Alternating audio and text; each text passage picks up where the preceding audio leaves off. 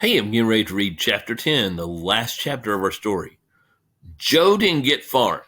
Sarah grabbed his arm and refused to let go until he'd mopped up the juice. As soon as they'd finished, Mom appeared. Bedtime, she said. What? But Mom. She held up her hand. No, Joe, it's been a long day for everyone.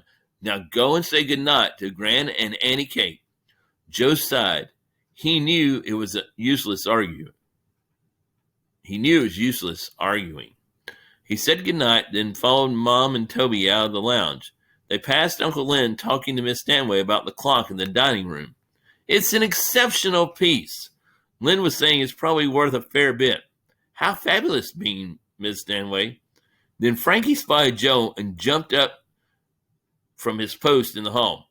Where are you going? You can't go to bed now. Joe hung back behind Mom and Toby. Don't worry, he whispered to Frankie. I'll sneak back down in 5 minutes. Don't be long, wailed Frankie. There's not much time left. They're bound to strike soon. Joe hadn't realized how tired he was.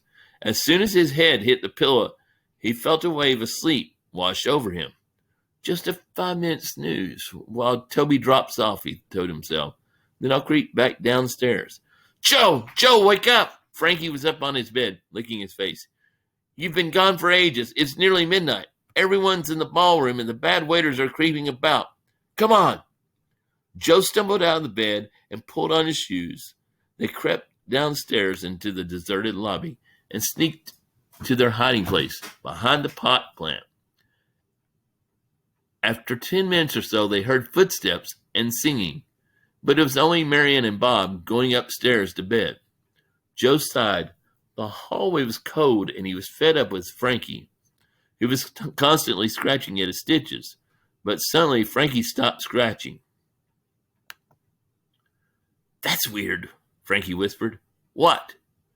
The clock in the dining room, said Frankie. Look, that wall clock over there says it's 12:05.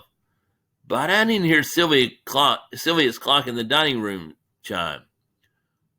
Joe was about to shrug when suddenly he froze. The clock, of course. Frankie gasped. It's not the money they're after, it's the clock. Frankie looked at him blankly. I heard Uncle Lynn say it was very valuable, explained Joe. That's what they're going to steal.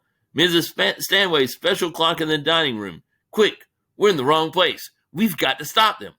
They dashed across the hallway. The dining room lights were off, but Joe could just make out 2 shadowy figures standing by the mantelpiece. One of them's carrying a sports bag. It's them, Joe shied. The men stopped. Then one of them turned and raced toward the kitchen.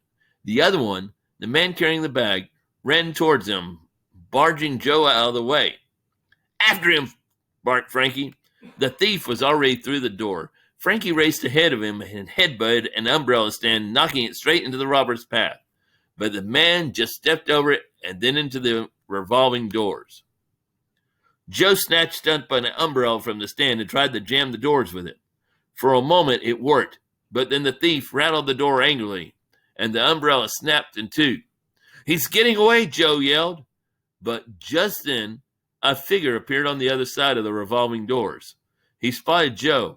He looked at the thief, then he jammed a battered suitcase in the revolving door. Uncle Charlie, Joe cried. The police arrived soon after. They freed Dell, the thieving waiter, from the revolving doors and immediately arrested him. His accomplice had taken a wrong turn in the kitchen and got stuck in the walk-in fridge. The clock was returned undamaged to Miss Stanway's mantelpiece in the dining room. The hotel was buzzing with excitement. Joe and Uncle Charlie were heroes.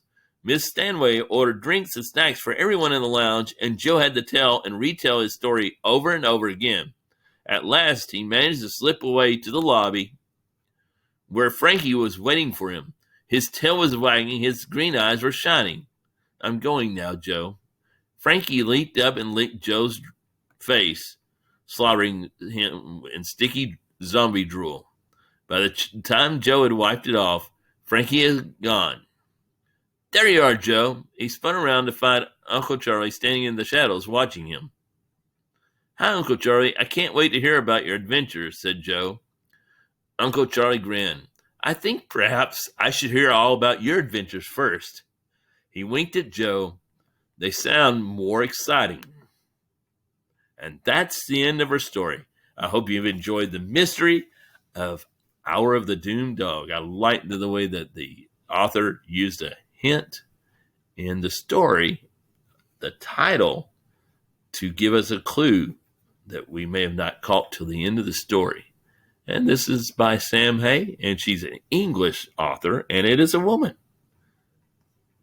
Have a great rest of your day.